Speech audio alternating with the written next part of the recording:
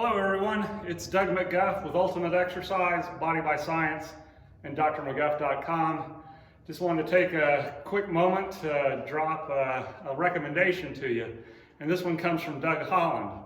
Recently I was looking at Doug Holland on Instagram and noticed that he had seemed to have suffered a sudden spurt in muscular growth on the eve of his 61st birthday. Particularly in his deltoids and upper body, so I asked him what he was up to.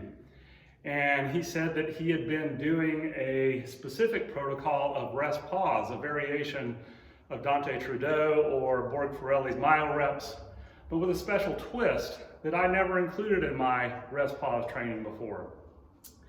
And what Doug said was this, is on his overhead press machine where he had been doing this, and on a chest press machine as well, he would go to failure, and when he reached failure, rather than just disengaging from the movement arm and resting for a certain period of time and then doing another rep, what he did instead was he stayed engaged with the movement arm when he reached the bottom.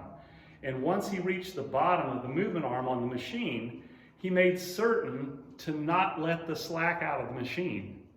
Anyone that's used any weight training machine knows that when you get to the bottom, when the weight stack bottoms out, there's some slack in the cable or the Kevlar belt, and there's some slack in the movement arm. And you can let that go completely slack and relax.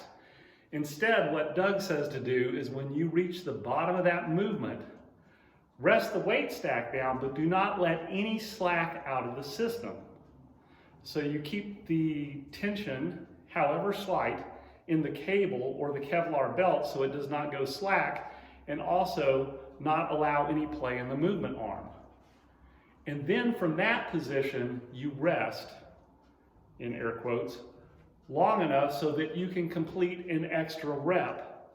Then lower it slowly and do the same thing again, not letting tension out of the system. And he said for me to give this a try, which I did, and it was astounding to me how much longer I had to rest between reps to get my rest pause, and how demanding that very minimal engagement with the movement arm was on the targeted musculature. And what I recognized was that just the small amount of tension necessary to keep the slack out of the cable and out of the movement arm is just enough tension to keep the lower order motor units occupied, so that those slowest and intermediate twitch fibers don't actually have a chance to recover and meaningfully contribute to the rest pause rep. What that means is when you do that rest pause rep that you can barely grind out, is that you are selectively targeting the higher order motor units that are most responsible for growth. And this makes this a much more productive and a much more dramatic experience than normal rest pause where you just set down the weight stack, disengage from it, wait 5 to 15 seconds and then do another rep. Instead, what I'm finding is where a rest pause was normally 15 seconds, if I stay engaged with the movement arm, it has to be at least 30 to 45 seconds for me before I'm ready to go again.